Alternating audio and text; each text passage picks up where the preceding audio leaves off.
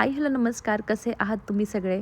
तर कितीही काही म्हटलं ना, की जे काही रुटीन आहे ते तुमच्यासोबत शेअर करायचं आहे. पण ना रुटीन तर असं पण जे आहे ते आहे, पण ते शूट करायचं म्हणजे त्याच्यासाठी कॅमेरा ॲडजस्ट करायचं, ते काही होत नाही.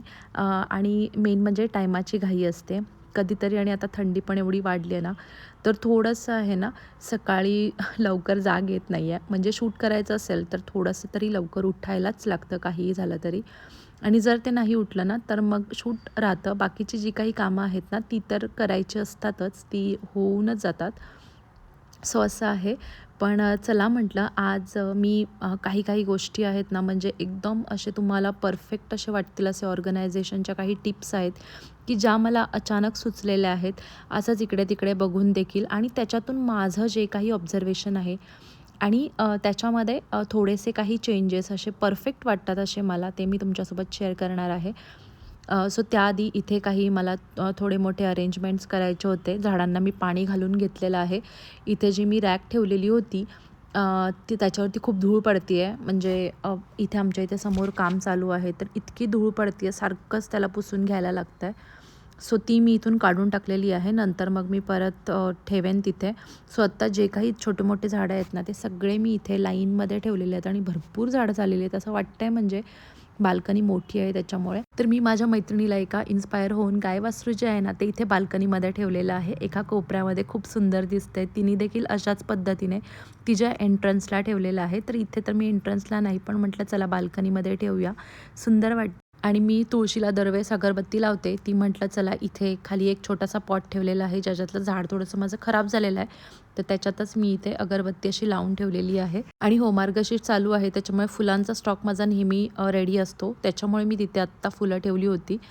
जनरली एवढी फुलं वगैरे मी नाही आणत, पण जेव्हा लागतात, जेव्हा काही असेल चतुर्थी, एकादशी वगैरे तेव्हा फुलं घरामध्ये असतात. काय माहिती डिसेंबरमध्ये मी थोडीशी अशी एकदम लो असते. वेकेशन्स चालू होणार असतात त्याच्यामुळे मे बी. आणि आरूचं ॲक्च्युली ऑनलाईन चालू आहे, त्याच्यामुळे थोडंसं आज तर रिलॅक्स होतं. आणि त्याला सकाळी ब्रेकफास्ट द्यायचा होता, तर म्हटलं चला पटकन असं काहीतरी होईल असं बनवावं. तर पनीर आहे, सगळ्या भाज्या आहेत, तर जेवढं काही जमतं आहे तेवढं पटकन असं सँडविचेस बनवावे. ब्रेड तर मी आधीच रिस्टॉक करून ठेवला होता. आणि एक मी बघितलं की माझ्या लाँग व्हिडिओजपेक्षा ज्या मी लाँग शॉर्ट्स पोस्ट करते ना, त्याला तुम्ही सगळेजण खूप प्रेम देताय. त्यासाठी खरंच खूप धन्यवाद. म्हणजे इतकं छान वाटतं ना. आणि एक नवीन हुरूप येतो काम करायचा. तर तेच सांगितलं मी सकाळी अर्ली मॉर्निंग रुटीन म्हटलं ना, तर होत नाही आहे पॉसिबल. पण तरीही जर एवढं असं प्रेम छान मिळणार असेल, तर नक्कीच मी तुमच्यासोबत परत तसंच रुटीन शेअर करेनच. तर पनीर बघा हा होममेड आहे. तर खूप छान असा सॉफ्ट होतो आहे आणि एक अंदाज आला पनीर कसा करायचा ना, तर तो नंतर छान असा होऊन जातो. तर इथे मी सगळं असं थोडं मोठं-मोठं ठेवलं आहे, कारण मला आहे ना सँडविचमध्येही असं मोठं-मोठं छान वाटतं. तर मी हे सगळं क्यूब्समध्ये कट करून घेतलं आहे. आणि सँडविच मेकर जो आहे, त्याच्यामध्येच मी पटकन बनवून घेते. म्हणजे इतकं एक 5 मिनिटाचं काम आहे. खूप लवकर होऊन जातो. ब्रेकफास्ट टिफिनसाठी वगैरे द्यायला किंवा कंटाळा जर आला असेल, तर एकदम ईझी ऑप्शन आहे.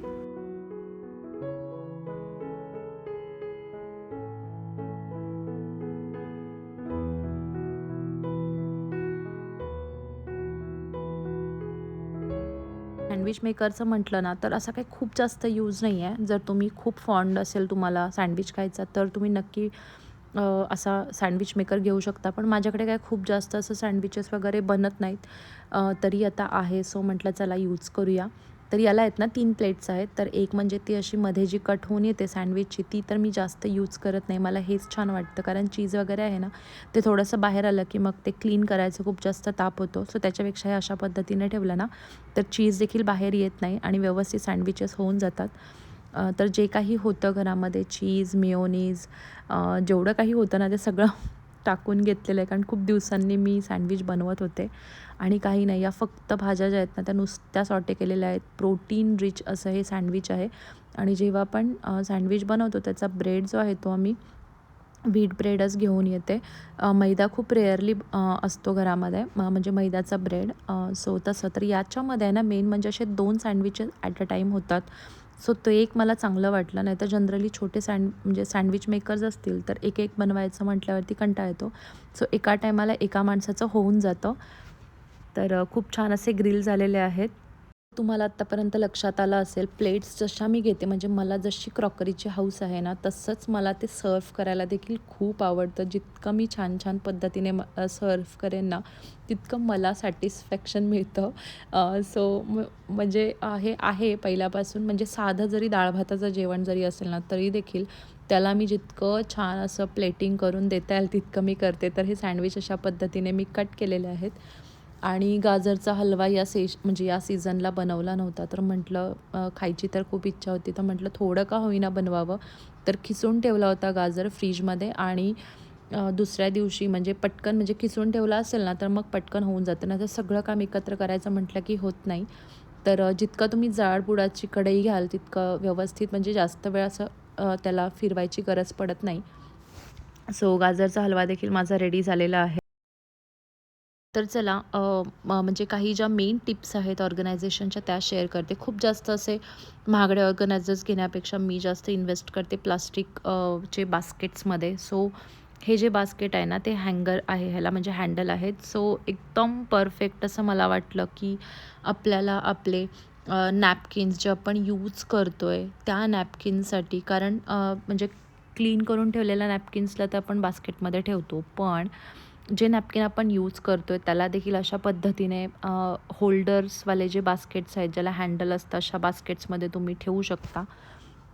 सो मी हे बास्केट तुम्हाला म्हणजे सजेस्ट करेन तुमचे जे यूज नॅपकिन्स आहेत त्याच्यासाठी, आणि जाळीदार आहे त्याच्यामुळे त्याला कुठला वास राहणार नाही. तर हे बास्केट मी माझ्या वेगळ्या कामासाठी लावलेलं आहे. जी अशी काही कटलरी असते जी मोठी-मोठी असते आणि आपल्या रोजच्या म्हणजे चमच्यांमध्ये वगैरे आपण नाही ठेवू शकत, त्या सगळ्या गोष्टींसाठी, म्हणजे लेमन स्क्वीझर आहे किंवा पुरी कटर आहे, अशा बऱ्याच गोष्टी आहेत, किंवा ताक मेकर आहे. सो या सगळ्या गोष्टींसाठी मला हे बास्केट हवं होतं. सो इथे मी कमांड हुक लावला आहे दरवाजाला आणि इथे पटकन असं घेता येईल अशा पद्धतीने इथे ठेवते.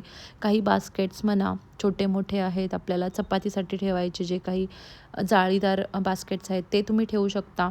सो असं परफेक्ट असं हे बास्केट आहे इथे कमांड हुकने मी दरवाजाला लावलेलं, ज्याच्यामुळे कुठे जागा राहत नाही.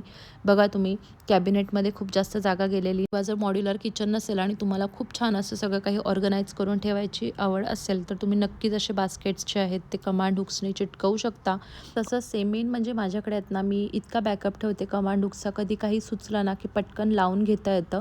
तर तसंच इथे तडका पॅनसाठी किंवा असे जे जाळी आहेत, म्हणजे जाळीचे जे आहेत चाळण्या वगैरे, त्याच्यासाठी तर कमांड हुक्स खरंच परफेक्ट आहेत. सो इथे मी आत्ता 2 लावलेले आहेत. अजून काही लागलं तर मी अजून 2 ॲड करू शकते. त्यानंतर सगळ्यात महत्त्वाचं, खूप जास्त जागा जाते ती म्हणजे आपल्या टिफिननी. बरेच टिफिन होतात, 2 मुलं असतील म्हणजे माझ्यासारखे, तर म्हणजे तुम्ही विचारूच नका, इतके टिफिन होतात. सो त्याच्यासाठी आहे ना, मी आज तुमच्यासोबत एकदम परफेक्ट अशी हॅक शेअर करते. ही देखील मला असंच मी काही करताना मला सुचलेलं आहे. तर हा जो पेपर मी खाली टाकलेला आहे ना, त्याची लिंक मला एक ताई सारख्या विचारतात, पण खरं सांगू की मीच कुठून घेतलेलं आहे ना, मला आठवत नाही आहे आणि त्याची लिंक मला मिळत नाही आहे. पण नक्कीच मला जेव्हा मिळेल ना, तेव्हा मी नक्की प्रॉडक्ट खाली टॅग करेन आणि मे बी आज मी तुमच्यासोबत ही व्हिडिओ शेअर करते, तर मला नक्कीच याची लिंक मिळून जाईल. तर हा जो पेपर आहे ना, हा ॲक्च्युली बेकिंग पेपर आहे आपला, म्हणजे खूप असा काय खूप हाय क्वालिटी नाही आहे, पण माझा तो व्यवस्थित राहिलेला आहे, कारण मी ओलं काही याच्यामध्ये ठेवत नाही. सो त्याच्यामुळे तर आता तोच पेपर मी इथे व्यवस्थित चिटकवून घेते आणि जनरली माझ्या ऑलमोस्ट कॅबिनेटमध्ये तुम्हाला हा पेपर दिसेल. फक्त मी ग्लास आणि तांबे जे आहेत ना, त्या सेक्शनला ठेवत नाही, कारण ते कधीतरी ओले राहतात, सो त्यासाठी. पण इथे मात्र बघा, आता मी याला व्यवस्थित टेपनी सिक्युअर केलेलं आहे. आणि जनरली बघा, आपण जे काही टिफिन ठेवतो ते अशा पद्धतीने ठेवतो आणि याच्यामुळे खरंच खूप जागा जाते. मी ते दाखवते तुम्हाला. आणि वरच्यावरती आपण ठेवतो आणि मग काय होतं, आपल्याला खालचा टिफिन दिसत नाही आणि वरचेच टिफिन आपण वापरतो. सो त्यासाठी हे जे काही टिफिन आहेत, जसे आपण नॅपकिन्स ठेवतो, म्हणजे मी तुमच्यासोबत ती देखील हॅक शेअर केलेली आहे, तसंच सेम मी हे जे टिफिन आहेत ना, ते असे उभे ठेवते, ज्याच्यामुळे तुम्हाला जो टिफिन हवा आहे तो व्यवस्थित दिसतोय आपल्याकडे किती टिफिन आहेत ते देखील दिसतात. कधी कोणता वापरायचा आहे तो आपण पटकन घेऊ शकतो. दुसऱ्या कुठल्या टिफिनला काही करायची गरज पडत नाही. अशा पद्धतीने तुम्ही उभे टिफिन ठेवलेत आणि जनरली मुलांचे टिफिन असेच असतात रेक्टँग्युलर शेपमध्ये. सो त्याच्यासाठी तुम्ही ह्या अशा पद्धतीने तुमच्या कॅबिनेटमध्ये ठेवलं तर जागा देखील कमी जाते. सगळे टिफिन यूज होतात. आणि इथे सगळे मुलांचे जे टिफिन आहेत ते आपण जनरली प्लास्टिक आणि स्टीलचेच घेतो. तिथे आपण काचेचे घेत नाही. तर ते एक सॉर्टेड झालेले आहेत. तसंच संदीपचे जे टिफिन आहेत ते सगळे त्यांचे काचेचे आहेत. त्यांना गरम करून जेवण करायची सवय आहे. सो त्याच्यासाठी मी त्यांना काचेचेच टिफिन घेते. तर ते मी एकामध्ये एक असे ठेवलेले आहेत आणि त्याच्या ज्या लीड आहेत ना ते मी इथे बास्केटमध्ये ठेवते. ज्यामुळे मला जो काही टिफिन हवा असेल तो मी पटकन घेऊ शकते.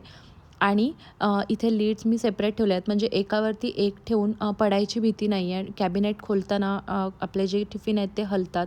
सो त्यासाठी ही इतकी परफेक्ट अशी आयडिया आहे. तुम्ही नक्की ह्या ज्या टिप्स आहेत ना त्या फॉलो करू शकता. तुम्ही बघा तुम्हाला खूप काम तुमचं कमी होईल आणि बघा व्यवस्थित घेताना देखील येतील. आणि आता तुम्ही म्हणाल की एक टिफिन काढला तर दुसरा टिफिन हलतो आहे. तर तुम्ही काही नाही, मुलांचे जे टिफिन आहेत ते नंतर तुम्ही सरळ उभे देखील ठेवू शकता. जर तुमचा कॅबिनेट तुम्हाला रिकामा वाटत असेल तर देखील तुम्ही ते करू शकता. पण मला तर ही जी आयडिया आहे ना ती खरंच खूप युजफुल वाटलेली आहे आणि हे आता मी 3-4 दिवसांनी तुमच्यासोबत व्हिडिओ शेअर करते. सो माझा पर्सनल एक्सपिरियन्सने मी तुमच्यासोबत हे तुम्हाला हे सगळं काही सांगू शकते. आणि त्यासाठी मी टिफिन जे आहेत ते वेगळ्या ठिकाणी ठेवलेले आहेत आणि फ्रीजचे जे काही डबे आहेत ना ते माझे तुम्हाला वेगळ्या ठिकाणीच दिसतील. एकत्र कुठलेच डबे मी ठेवत नाही. तसंच जे आपले कप्पं आहेत, वाट्या आहेत, त्याच्यासाठी मी इथे हा एक कप्पा केलेला आहे. त्याच्यामध्ये देखील मी बास्केट्स यूज करणार आहेत. आणि हो, मी जे बास्केट्स घेतलेले आहेत ते दाखवते आणि तुम्ही कसे घेऊ शकता ते देखील मी तुमच्यासोबत शेअर करते. जनरली ह्या जर तुम्हाला एकदम व्यवस्थित सॉर्ट करून ठेवायचे असतील ना, तर तुम्ही मोठं बास्केट प्रेफर करा. मी सगळे जे काही प्रॉडक्ट्स आहेत ते खाली टॅग करेन. माझ्याकडे ॲक्च्युली जे होते ते मी इथे यूज करते. तर हे थोडे छोटे आहेत. डीमार्टमधून घेतलेले बास्केट आहेत. खूप जास्त कॉस्टली नाही आहेत. तुम्ही खूप जास्त बास्केट्समध्ये इन्व्हेस्ट करू नका, कारण आपल्याला माहिती आहे की ते आपण फक्त ऑर्गनाइज करण्यासाठी यूज करतो आहे. सो अशा पद्धतीचे साधे सिंपल बास्केट्स घ्या. तर हे देखील मी डीमार्टमधून आणलेले आहेत. याच्यामध्ये जो मोठा बास्केट आहे ना, ते तुम्ही जरी 2 यूज केलेत तरी तुमचे कप आणि वाट्या ज्या आहेत त्या व्यवस्थित ऑर्गनाइज्ड राहतील. तर आत्ता मी तरी इथे मला जशा पद्धतीने ऑर्गनाइज करायचं आहे तसं मी करते. पण तुम्ही म्हणजे तुम्हाला मी इथे रेफर करेन की तुम्ही मोठे बास्केट्स घ्या आणि 2 घ्या, म्हणजे कप आणि वाट्या असे तुमच्या सेपरेट राहतील. आणि जी काही जागा ड्रॉवरमध्ये सेपरेट थोडी राहिलेली आहे ना ती देखील राहणार नाही. सो इथे मी वाट्या, कप्पं जे काही आहे ते इथे ऑर्गनाइज करते आहे. आणि जेव्हा पण आपण कॅबिनेट ओपन करतो ना तेव्हा हे खूप जास्त हलतं. पण बास्केट्स जर आपण यूज केले ना तर ते स्लिप होत नाहीत, व्यवस्थित राहतात. कोणत्याही खाली तुम्हाला कपडा टाकायची गरज पडत नाही. बास्केट व्यवस्थित क्लीन केलं की तुमचं काम होऊन जाईल. आणि बघा हे छोटे-छोटे बास्केट्सना क्लीन करायला खूप जास्त वेळ जात नाही आणि हे कधीतरी रिकामं होतं तेव्हा पटकन एखादा कपडा मारला की सगळं काही व्यवस्थित क्लीन होतं. तर बघा बास्केट यूज केल्यानंतर कॅबिनेटचा जो लूक आहे तो किती वेगळा आलेला आहे. बिफोर आफ्टर तर तुम्ही इथे बघितलंच. अशा पद्धतीने जर तुम्ही कॅबिनेट सगळे व्यवस्थित ऑर्गनाइज ठेवले तर तुम्हाला ते क्लिनिंगसाठी देखील इझी पडतं आणि वापरायला देखील खूप इझी आहे. तर या सगळ्या ज्या टिप्स आहेत त्या तुम्हाला कशा वाटल्या मला नक्की सांगा. व्हिडिओ आवडली असेल तर लाईक करा आणि तुम्ही चॅनलवरती नवीन असाल तर सबस्क्राईब करा. चलो बाय.